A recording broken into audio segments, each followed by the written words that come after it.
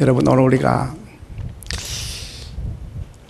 코 고는 소리, 방구 끼는 소리, 이런 것 때문에 이가는 소리, 가족임에도 불구하고 후부임에도 불구하고 시비를 걸고 유쾌하지 못한 그런 이야기를 나눌 때가 있습니다. 근데 알고 보면 위와 장이 소화를 잘 시키고 있다는 증표 아닙니까? 맹장 수술 한번 받아보세요. 이 가스를 얼마나 손꼽아 기다리는지 모릅니다. 뿐만 아니라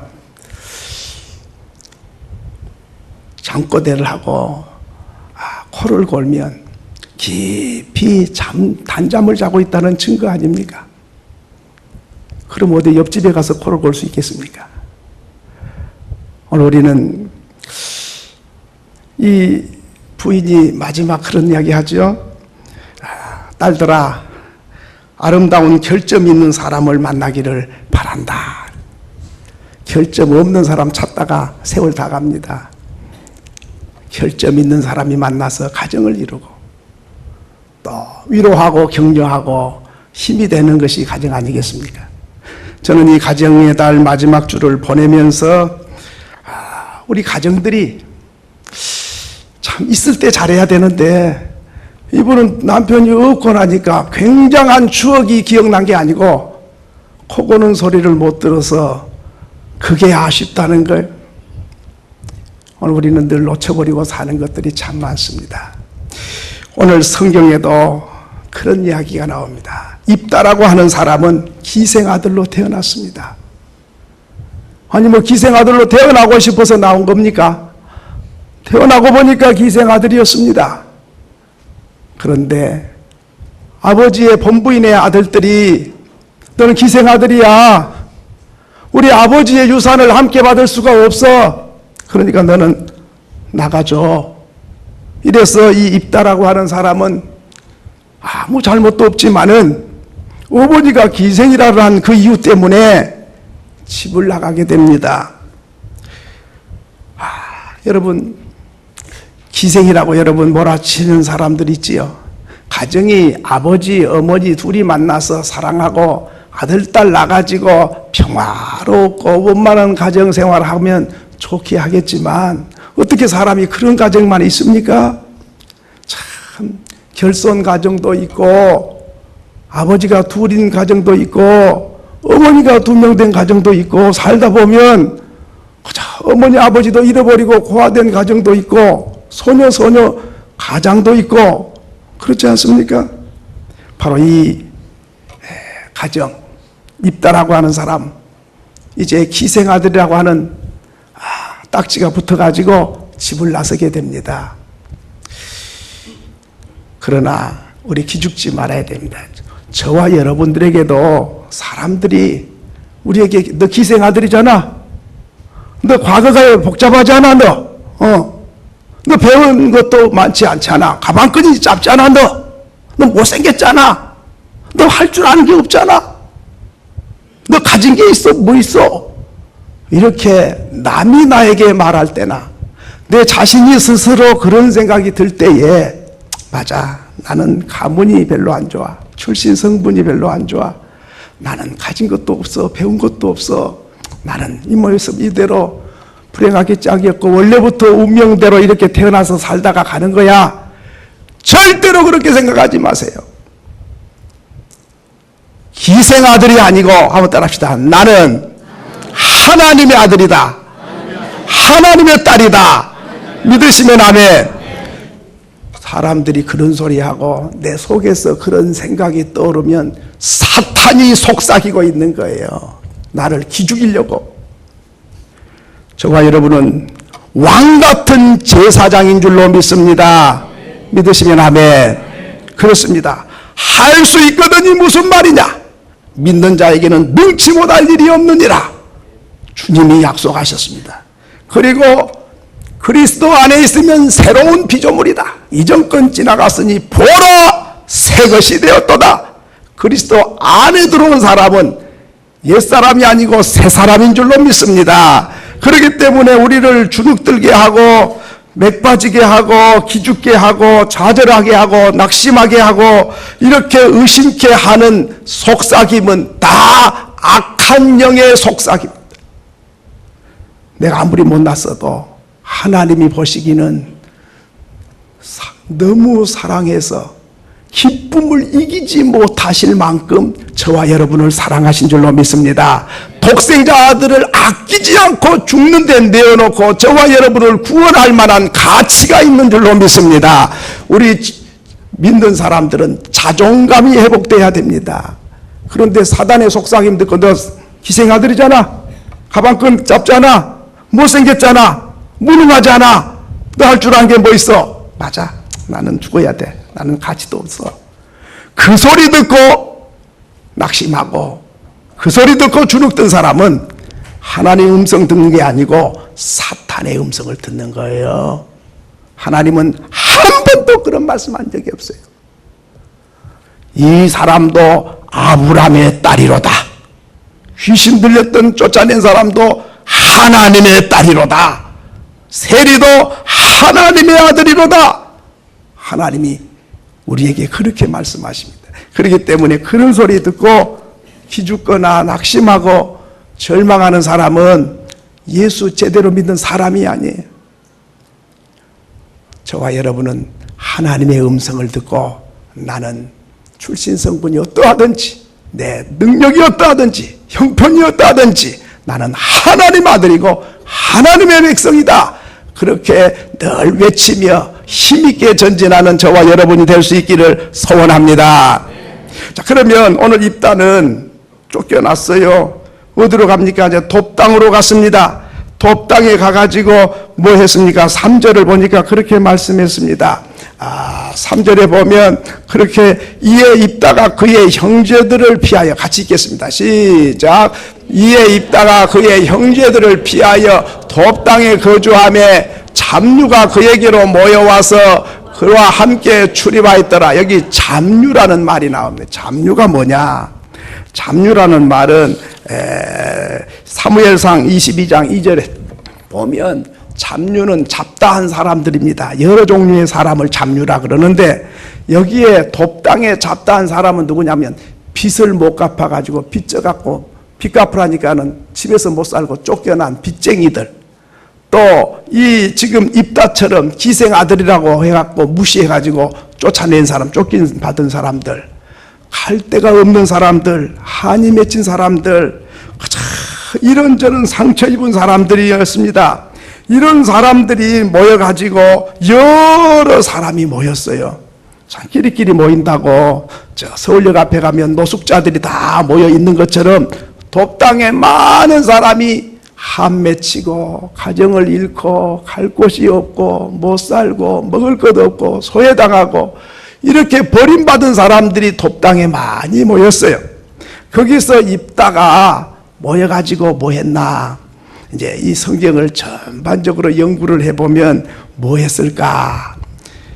이곳에서 같은 형편이 되니까 서로 위로하고 격려하면서 바로 한 가족처럼 이렇게 모여서 집단 생활을 하게 됩니다. 그런데 여기에 타락한 사람이 집단 대장 노릇을 하면 다 더타락해 버려요. 가슴치고 통곡하고 우리는 복이 없는 사람이라고, 우리는 버림받은 사람이라고, 하나님도 우리를 버렸다고 탄식하고 원망하게 되는데, 입다라고 하는 사람은 믿음이 좋고 하나님 잘 섬기는 사람이었습니다. 그러니까 그 사람들을 모아가지고 하나님이 버린 게 아닙니다. 우리를 향하신 하나님의 놀라운 계획이 있습니다. 하나님을 사랑하고 하나님을 찬양하고 하나님께 기도하고 그러면서 하나님을 잘 섬기는 집단으로 만들고, 그리고 우리가 버림받은 게 아니고 쓸모있는 사람들이다. 그러니 오늘부터 우리는 버림받은 사람이 아니기 때문에 기도하고 찬송하고 믿음이 견고히 세워질 뿐만 아니라 말 타는 것도 배우고 창 던지는 것도 배우고 활 쏘는 것도 배우고 이렇게 인격을 갖추고 훈련을 시키고 교육을 시키고 믿음의 사람을 만듭니다. 그래가지고 의의 군대가 됩니다. 아주 막강한 군대를 만들었습니다. 거기에 대장이 바로 입다입니다. 소문이 퍼졌습니다. 톱당에 갈 곳 없는 사람들이 모여가지고 특공대 훈련을 받아가지고 아주 용맹스럽고 남의 양을 훔쳐간 사람, 무슨 조직폭력배도 그 사람들 앞에 가면 꼼짝도 못하고, 이 사람들은 정의의 군대고 참 가난하고 어려운 사람, 억울한 사람들의 소원을 들어주는 아주 좋은 사람들이다, 이렇게 소문이 났습니다. 소문이 나자 이스라엘 나라에 암몬 족속이 쳐들어온 전쟁이 났습니다. 이스라엘 나라가 암몬을 이길 재간이 없습니다. 아무리 궁리해도 못 이겨요. 그러니까 이스라엘의 지도자들이 톱당에 있는 입다 장군 대장을 찾아와서 우리 나라가 풍전등화합니다. 이제 적군이 쳐들어와서 다 짓밟고 빼앗아가게 생겼습니다. 그러니 당신과 군대를 다 데리고 와가지고 우리나라 군대하고 합세를 해가지고 이 나라를 승리로 이끌어 주시고 당신이 이 나라의 장관이 돼주세요. 아니, 나를 희생하더라고 쫓아낼 때는 언제고 이제 와가지고 무슨 어려우니까 도와달라 그러냐고. 아유, 그때는 그때고 이제 위태로우니 제발 와가지고 장관이 돼주시고 나라를 건져달라고. 그래서 정의의 군대를 데리고 와가지고, 그래서 이 전쟁에서 승리로 장식을 하고, 그리고 나라를 건져서 이스라엘 나라의 장관이 됩니다. 자, 여기서 우리에게 귀한 걸 가르쳐 줍니다. 여러분, 이 입다는 형제들에게 같이 싸우지 않았어요. 아버지 유산 차지하지 못하게 쫓아내면 나도 같은 아버지인데 내가 무슨 잘못이 있어요. 형님이나 내나 아버지는 같은 아버지니까 유산도 같이 나누고 그래야지 왜 내가 무슨 죄가 있다고 쫓겨나느냐고 이렇게 싸울 수도 있는데, 입다는 싸우지도 않고 그러냐고, 아버지 유산 많이 받아갖고 편히 복 받아서 잘 사세요. 나는 나가겠습니다. 평화를 위해서 싸우지도 않고 톱당으로 물러갔습니다. 그렇습니다. 하나님은 싸우는 사람을 싫어해요. 하나님은 평화를 좋아하셔요. 갈라디아서 5장 15절에 보면 그런 말씀이 있어요. 한번 읽겠습니다. 시작. 만일 서로 물고 먹으면 피차 멸망할까 조심하라. 지금 성경은 이렇게 물고 먹으면 이렇게 번역했지만 옛날 성경은 물고 뜯으면 그렇게 번역을 했어요. 너희들이 서로 많이 가지겠다고 싸우면 같이 망한다, 그 말이죠.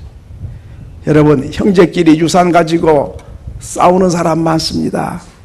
그런데요, 그거요, 싸워가지고 복되게 잘 산 사람이 없어요. 가족은 싸움의 대상이 아닙니다. 사랑하고 위로하고 축복의 대상입니다. 실수가 있고 허물이 있어도 가족끼리 싸우면 안 되는 거죠. 그런데 싸우지 못해 도저히 피할 수가 없거든. 입다처럼 조용히 내가 물러가는 거예요. 이런 사람을 하나님은 축복하셔요. 여러분, 그렇기 때문에 입다가 형제들과 싸울 수도 있어도 그는 싸우지 않는 길을 택합니다. 그렇습니다. 오늘 우리가 늘 싸우지 않는 쪽으로 가야 돼요. 특별히 가족끼리만은 눈만 뜨면 쳐다봐야 되는데, 싸워가지고 이긴 사람이 누굽니까? 누가 이기고 누가 지는 겁니까? 다 같이 지는 거지요. 그럼 누가 행복합니까? 같이 불행해지는 거지요. 그럼에도 불구하고 가족끼리 종종 다툼이 일어나는 것을 보게 됩니다. 안타까운 현상이지요. 자, 그러면 이렇게 싸우지 않고 피해서 뭐 했습니까? 자기 성장을 위해서 수고합니다. 가가지고 절망하고 낙심하고 한탄하고 그런 게 아니고, 자기 같은 사람을 만나서 오히려 위로하고 격려하고 믿음으로 세워주고 일으켜주고 눈물 닦아줍니다. 뿐만 아니라 훈련을 하고 교육을 하고 믿음을 성장시켜가지고, 그래가지고 성숙하고 성장해서 정말 보란 듯이 정의의 군대를 만들어냅니다. 여러분, 우리가 무시당하고 멸시당할 때 슬피 울고 낙심할 때가 많아요. 그건 패배자가 되는 겁니다. 맞장구 치고 싸워도 패배자가 됩니다. 조용히 그곳에서 나와서 자기를 훈련하고 자기 성숙과 성장을 꾀하면, 그러면 하나님께서 더 큰 은혜와 복으로 채워주시는 줄로 믿습니다. 성경에 보면 여러 사람이 그랬어요. 야곱이와 에서가 싸웠어요. 장자권을 놓고 싸우고 축복권을 놓고 싸우고, 그래가지고 칼을 들고 죽이니 살리니 그랬어요. 근데 에서는 그렇게 싸우려고 덤비는데 야곱이는 안 싸우려고 삼촌집으로 도망갑니다. 도망가서 삼촌집에 가가지고 장가 들고 삼촌집에 양을 쳐주고 삽니다. 나중에 보니까 야곱이는 거부가 됩니다. 근데 에서는 아버지 유산을 이어받았는데도 들판을 헤매고 다니면서 한을 품고 칼을 품고 다니면서 아우를 죽이려고 하니 자기 마음이 황폐해지고 불행해지고 편히 잠자는 날이 없어요. 참 미워하고 그렇게 증오하는데 어찌 편하게 행복할 수 있습니까? 그래서 에서의 인생은 불행한 인생을 살았어요. 그렇습니다. 싸우지 않고 피하는 사람이 상책이에요. 부부간에 싸울 때마다 또 피한다고 나가서는 또 안 되겠지만 형제끼리는 싸우면 안 되는 거죠. 또 다윗도 마찬가지입니다. 다윗도 사울 왕이 다윗을 죽이려고 했어요. 군대를 풀어가지고 다윗을 죽이려고 했습니다. 그때 다윗은 왕궁에 가서 사울 왕하고 맞장구 치고 싸우고 그러지 않았어요. 왕궁에서 나왔습니다. 들판을 헤매고 산속을 헤매면서 피난 다녔습니다. 피난 다니면서 다윗도 똑같이 이 입다처럼 버림받은 사람, 한 맺힌 사람, 빚쟁이, 슬픈 사람, 이런 사람들을 400명을 모았어요. 이래가지고 믿음을 성장시키고 교육을 시키고 훈련을 시키고 말 타는 것도 연습하고 활 쏘는 것도 연습하고 아주 용맹스러운 400명 군사를 키워냅니다. 쫓겨다니면서 다윗은 희한하게 그런 사람을 모아가지고 그렇게 했어요. 그래가지고 남의 양을 훔쳐가면 쫓아가서 그 도둑을 잡아주고 양 다 찾아주고, 이렇게 아주 그 양치는 사람의 울타리가 돼줍니다. 한 맺힌 사람 눈물을 닦아준. 그러니까는 다른 사람은 남의 걸 빼앗아 먹으려고 조직 폭력배가 돼가지고 그러는데, 그게 아니고 도와주고 위로해주고 찾아주고 이렇게 보호해주기 위한 의의 군대 400명을 이끌고 갑니다. 그래가지고 나발이라고 하는 집에, 양털 깎은 집에 사람을 보내서 그동안 양 잘 지켜줬으니 먹을 걸 좀 달라, 그렇게 해가지고 먹을 것을 가져오도록 하지 않습니까? 이렇게 다윗은 싸우지 않습니다. 나중에 사울은 하나님이 쳐버리고 이 쫓겨다니고 피해 다닌 것 같지만은 다윗을 높이시고 왕으로 세우십니다. 그렇습니다. 오늘 나오는 입다도 그렇지요. 모두 다 그렇습니다. 맞장구 치고 물고 뜯고 싸우면 피차 멸망할까 조심하라. 맞장구 치고 싸우면 같이 망하지만은 싸움을 피해서 나가는 사람에게는 하나님이 복을 주십니다. 그러니까 여기 아버지의 본부인의 아들들은 아버지 유산 자기들이 다 챙겼잖아요. 입다와 같이 나눠야 되는데 입다는 지금 나가고 없으니까 자기들이 다 챙기려고 쫓아낸 거잖아요. 그러면 아버지 유산 받아가지고 부유하고 행복하게 잘 살아야 되잖아요. 그렇지 않았어요.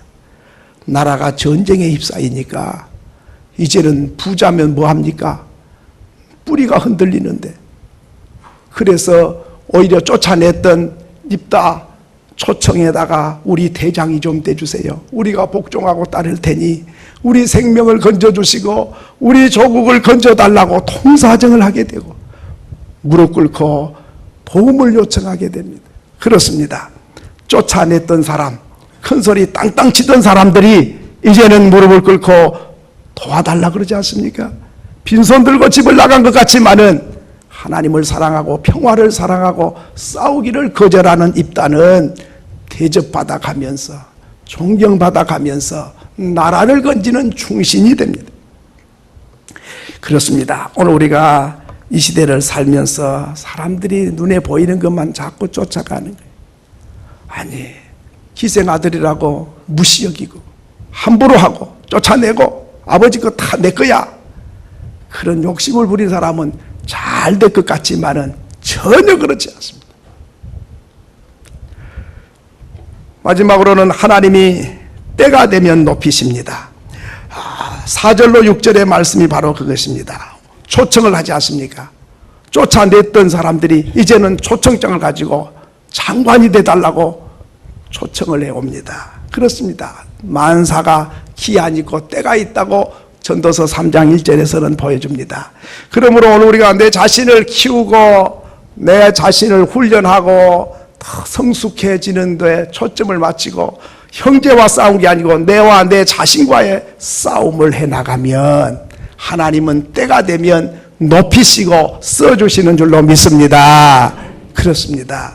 여러분, 오늘 우리가 이 입단을 보면서 우리가 배워야 할 것이 참 많습니다. 싸워서 뺏으려고 하는 사람들이 많아요. 그러나 성경은 그렇게 높아지려고 하는 사람은 낮아지고 오히려 낮추면 높아진다 그랬습니다. 양보한 사람, 그리고 싸움을 거절한 사람, 그리고 그 모든 걸 형제들에게 맡긴 사람, 이 입단은 하나님께서 높여주셨다. 때가 있습니다. 근데 이 때를 우리는 못 기다립니다. 조급해가지고 빨리 가지려고 합니다. 아버지 유산을 내가 빨리 차지하려고 합니다. 빨리 쫓아내야지 나중에 힘 있을 때 못 쫓아낸다. 빨리 쫓아내야 된다. 그런데 그것이 자기 꾀에 자기가 넘어가는 것이죠. 하나님께서는 살아계셔서 누가 옳은지를 알고 계십니다. 그리고 하나님이 어떻게 대우하실 것도 알고 계십니다. 우리가 빼앗는다고 내 것이 되는 게 아닙니다.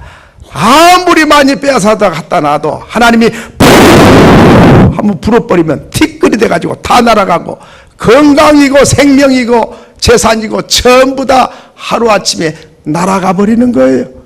그렇기 때문에 오늘 우리는 때를 기다리고 믿음으로 굳게 서서 하나님 앞에 말씀을 따라 나아가면 하나님께서 때가 되면 다 높일 자를 높이시고 낮출 자를 낮추십니다. 그리고 써주실 자를 써주시고 버릴 자를 버리십니다. 그렇기 때문에 우리는 약속을 바라봐야 됩니다. 한 번은 예수님에게 어떤 사람이 찾아왔어요. 찾아와서 예수님, 우리 형님 좀 꾸짖어 주세요. 왜 당신 형이 왜? 우리 아버지 재산을 골고루 나눠야 되는데 아버지가 세상 떠났는데 형님이 다 차지해버렸어요. 가가지고 좀 혼빼락을 내가지고 반씩 공정하게 좀 나누라고 좀 해주세요. 이렇게 부탁을 했습니다. 그때 예수님께서 말씀하셨습니다. 누가 나를 재판관으로 세웠느냐? 네 욕심을 버려라. 사람의 생명이 물질의 넉넉함에 있는 게 아니야. 이 사람은 형님한테 꾸짖어 갖고 뺏어다가 얼른 갖다 줄 줄 알았어요. 그런데 네 마음의 욕심을 버려야 돼. 물론 형님이 다 가진 건 좋은 건 아니지만 그 재산이 많다고 오래 산다는 보장이 있는 게 아니고 네 생명이 그 재산에 달렸는 게 아니야. 그렇게 주님이 말씀하시면서 네 마음의 욕심을 버리라 말씀하십니다. 그렇습니다. 여러분, 우리가 재산이 적어서 못 사는 분도 물론 있겠지만 문제는 욕심이 많아서 그 욕심을 채우지 못해서 안달인 사람이 더 많습니다. 옛날보다 참 살만한 시대 아닙니까? 생활보호 대상자 굶어 죽지 않도록 나라에서 먹을 걸 줘요. 이 정도 된 나라가 뭐 많지 않지 않습니까? 그럼에도 불구하고 우리는 상대적인 빈곤을 느끼고 가진 자에 대해서 대단히 못마땅히 여기고 형제끼리 물질 넣고 싸우고 재판하는 거. 근데 가난해 갖고 재판하면 또 이해가 돼요. 아주 떼거리가 없으니까 저런가 보다. 우리나라의 제일 큰 부자도 형제 간에 또 재판하더라고요. 그러니까 뭐냐면 우리 인생이, 아니, 형제의 우애는 돈 주고도 못 사는 거잖아요. 사랑을 돈 주고 삽니까?